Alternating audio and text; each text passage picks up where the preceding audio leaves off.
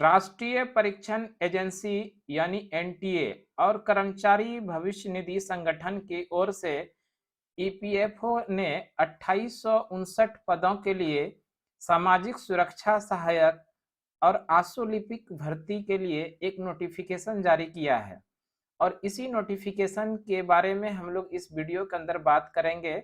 और इस कर्मचारी भविष्य निधि संगठन के अंदर से जो वैकेंसी आई है इसके बारे में पूरी प्रोसेस हम लोग बात करने वाले हैं इस वीडियो के अंदर, जिसमें से कि हम लोग कवर करेंगे कि इस फॉर्म को भरने के लिए योग्यता क्या होनी चाहिए, चयन प्रक्रिया क्या होगी, इनके लिए इम्पोर्टेंट डेट्स क्या होने वाला है, साथ साथ में उम्र सीमा क्या है, इनके लिए क्या सैलरी आप लोगों को दिया जाएगा। इन सभी बातों पर हम लोग पूरे डिटेल के साथ बात करने वाले हैं। और दोस्तों, आप भी सरकारी नौकरी की तलाश में है तो सही YouTube channel success education point channel पर पहुंच चुके हैं। यहाँ पर हम लोग गवर्नमेंट के द्वारा जो नई वैकेंसी आती है उसके बारे में हम लोग बात करते हैं, साथ साथ में history, geography, polity, economics, current affair, static, GK के क्लास को भी हम लोग इस यूट्यूब चैनल के माध्यम से आप लोगों को बताने का प्रयास करते हैं। इसलिए हमारे चैनल पे अभी तक आप नए हैं दोस्तों तो हमारे चैनल को निश्चित रूप से आप सब्सक्राइब कर लीजिए और आप अपने दोस्तों को भी इस चैनल के बारे में जरूर बताइए, क्योंकि हम लोग यहाँ पर गवर्नमेंट के द्वारा जो नई वैकेंसी आती है उसको बताने का प्रयास करते हैं। तो इस वीडियो को हम लोग शुरू करते हैं, अंत तक जरूर जुड़े रहिएगा और नौकरी के लिए एक कदम और आगे बढ़ा लीजिएगा दोस्तों। चलिए शुरू करते हैं। देखिए, सबसे पहले हम लोग बात कर लेते हैं कर्मचारी भविष्य निधि संगठन यानी ईपीएफओ।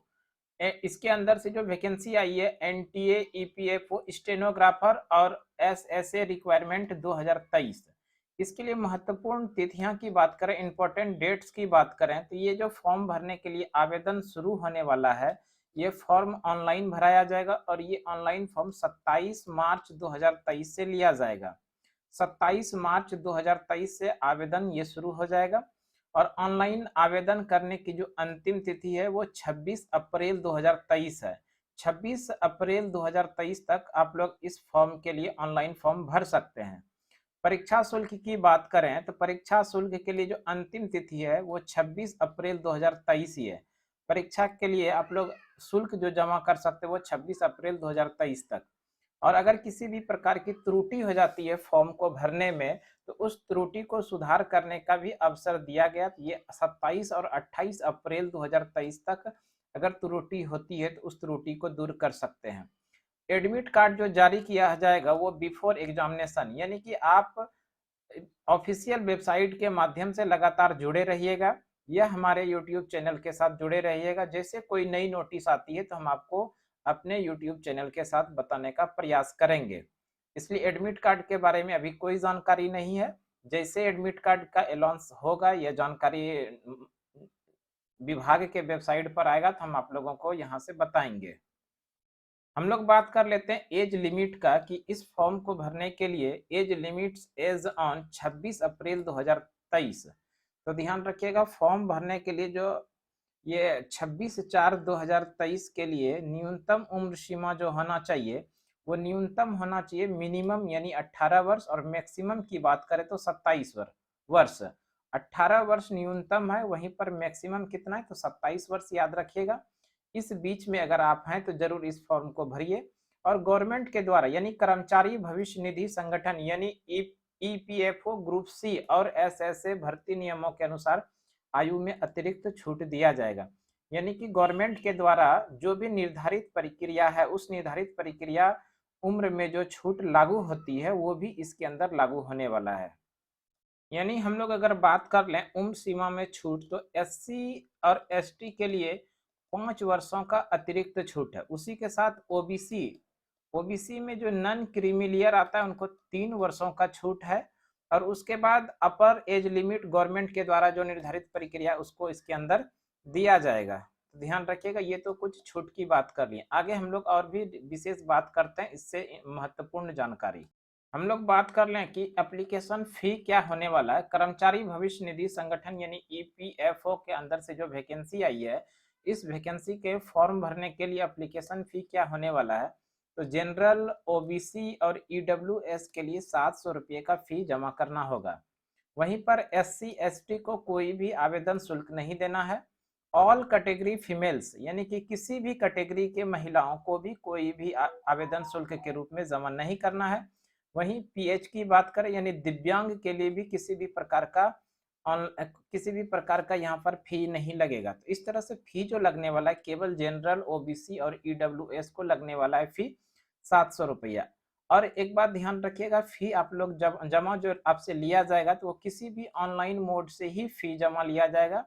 ऑनलाइन मोड की बात करें तो नेट बैंकिंग या फिर किसी यूपीआई के माध्यम से, डेबिट कार्ड, क्रेडिट कार्ड, इन माध्यम से आप लोग फी पेमेंट कर सकते हैं। और दोस्तों ध्यान रखिएगा, फी पेमेंट करने का जो लास्ट डेट है वो 26 अप्रैल 2023 है। इसी 26 अप्रैल 2023 के पहले आप लोग फाइनल रूप से, पूर्ण रूप से फॉर्म को सबमिट कर देंगे फी समेत। फी पेमेंट भी कर दीजिएगा इसी डेट के पहले ही। ये जो वैकेंसी है इसमें 2 प्रकार के पोस्ट है, जिसमें से पहला है स्टेनोग्राफर जो ग्रुप सी का पोस्ट है। स्टेनोग्राफर ग्रुप सी का जो पोस्ट है इसके बारे में सबसे पहले हम लोग जान लेते हैं कि इसमें टोटल जो वैकेंसी है वो कितना है। तो ध्यान रखिएगा, यूआर के लिए इसमें स्टेनोग्राफर ग्रुप सी के लिए 74 पोस्ट है, ईडब्ल्यूएस के लिए 19 पोस्ट है, अन्य पिछड़ा वर्ग के लिए 50 पोस्ट है, अनुसूचित जाति के लिए 28 पोस्ट है, अनुसूचित जनजाति के लिए 4 पोस्ट है। तो टोटल पोस्ट की बात करें तो 185 पोस्ट है। पोस्ट में सबसे पहले स्टेनोग्राफर जो ग्रुप सी के अंदर है, टोटल इसमें पोस्ट 185 है। उसी तरह अगर हम लोग बात कर लें, दूसरा पोस्ट जो है वो सामाजिक सुरक्षा सहायक है। सामाजिक सुरक्षा सहायक, इसके अंदर यूआर के लिए यानी कि जनरल के लिए 999 पोस्ट है। वहीं पर ईडब्ल्यूएस के लिए 529 पोस्ट है, अन्य पिछड़ा वर्ग के लिए 514 पोस्ट है, अनुसूचित जाति के लिए 359 पोस्ट है। ये अनुसूचित जाति के लिए 359 पोस्ट है, अनुसूचित जनजाति के लिए 273 पोस्ट है। और टोटल पोस्ट की बात करें तो 2674 पोस्ट है सामाजिक सुरक्षा सहायक के अंदर। दोस्तों अब हम लोग जान लेते हैं किस राज्य से कितने पोस्ट है टोटल। तो सबसे पहले बात कर ले, अगर राज्य का नाम की बात करें तो सबसे पहले उत्तर प्रदेश के अंदर जो टोटल पोस्ट है 124 पोस्ट है। उसी तरह छत्तीसगढ़ के अंदर जो है 42 पोस्ट है, उत्तराखंड के अंदर जो है 12 पोस्ट है।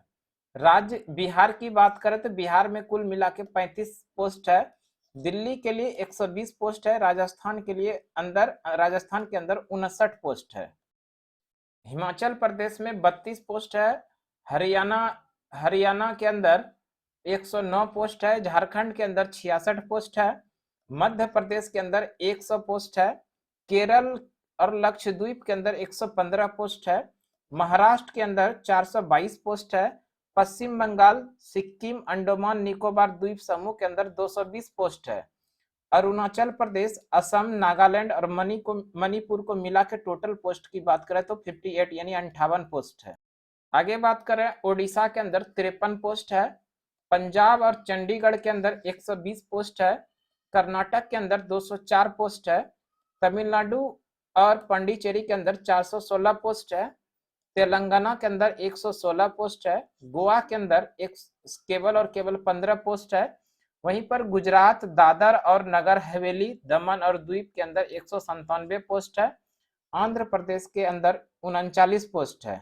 ये तो पोस्ट की बात हो गई। हम आगे और भी बात करते हैं, इसके लिए जो सिलेक्शन प्रोसेस होने वाला है वो क्या होगा, किस प्रकार की एग्जाम में प्रश्न आने वाले हैं और क्या उसका सिलेक्शन प्रोसेस होगा।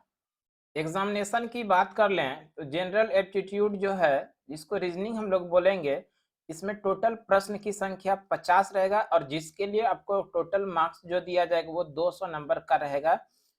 रीजनिंग का प्रश्न 50 क्वेश्चन के लिए 200 मार्क्स। उसी तरह जनरल अवेयरनेस की बात करें तो 50 क्वेश्चन रहेगा और इस जनरल अवेयरनेस के अंदर कंप्यूटर साइंस का क्वेश्चन भी इंक्लूडेड रहेगा। तो इस तरह से ध्यान रखिएगा, जनरल अवेयरनेस का जो टोटल प्रश्न रहेगा वो 50 प्रश्न रहेगा और इस 50 प्रश्न के लिए टोटल 200 नंबर निर्धारित है। उसी तरह आगे बात कर लेते हैं फेज 2 यानी कि पार्ट थर्ड के अंदर इंग्लिश लैंग्वेज का कंप्रीहेंशन होगा और इस इंग्लिश लैंग्वेज के कंप्रीहेंशन के लिए टोटल प्रश्न की बात करें तो टोटल 100 प्रश्न रहेंगे और इस 100 प्रश्न के लिए 400 नंबर दिए जाएंगे। और टोटल ड्यूरेशन यानी एग्जामिनेशन का जो समय पूरा टोटल है 2 घंटे 10 मिनट का, यानी 130 मिनट का टाइम आप लोगों को एग्जामिनेशन के अंदर दिया जाएगा। टोटल 200 नंबर का क्वेश्चन रहेगा, टोटल नंबर ऑफ क्वेश्चन यानी 200, और टोटल मार्क्स जो दिया रहेगा वो 800 मार्क्स दिया जाएगा। फुल मार्क्स 800 और क्वेश्चन है टोटल 200। आगे हम लोग बात करें, प्रत्येक प्रश्न के लिए 4 अंक निर्धारित है। तो इस तरह से ध्यान रखिएगा, टोटल 800 मार्क्स है, प्रत्येक अंक के लिए 4 अंक निर्धारित है। वहीं पर अगर आप गलत कर देते हैं तो आपको 1/4 का निगेटिव भी है, ध्यान रखिएगा, इसमें निगेटिव मार्किंग का भी प्रावधान है। 1/4 ये एक गलत करते हैं तो आपको 1/4 नंबर से काट लिया जाएगा। और यहाँ ध्यान रखिएगा, यहाँ पर दिया गया है 1/4 for mark against that question, यानी कि 1/4 का निगेटिव मार्किंग है। और इसमें जो सिलेक्शन होगा ये सीट के अकॉर्डिंग कैटेगरी वाइज 1:10 के रेशियो में होगा, यानी कि एक सीट के लिए 10 गुने लोगों का सिलेक्शन किया जाएगा सेकेंड फेज के लिए। और सेकेंड फेज में जो आप लोगों का ये एग्जामिनेशन होने वाला है उसमें स्टेनोग्राफर के लिए टाइपिंग टेस्ट होने वाला है।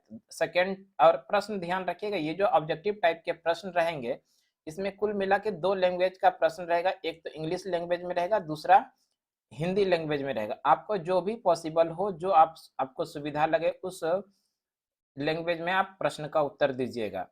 सेकेंड फेज में आप लोगों का स्टेनोग्राफर में टाइपिंग मांगा जाएगा। और ये जो टाइपिंग होगा तो ध्यान रखिएगा ये कंप्यूटर बेस्ड होगा, जिसमें 50 मिनट इंग्लिश टाइपिंग के लिए दिया जाएगा, वहीं पर 65 मिनट हिंदी के लिए दिया जाएगा ओनली ऑन कंप्यूटर पर। तो ये आप लोगों के लिए स्किल्ड यानी स्टेनोग्राफर के लिए केवल रहेगा, स्टेनोग्राफर के लिए टाइपिंग मांगा गया है। और ध्यान रखिएगा दोस्तों, फाइनल रूप से जो मेरिट बनना है वो फेज 1 का जो एग्जामिनेशन होगा सीबीटी कंप्यूटर बेस्ड टेस्ट, इसी से फाइनल मेरिट बनाया जाएगा।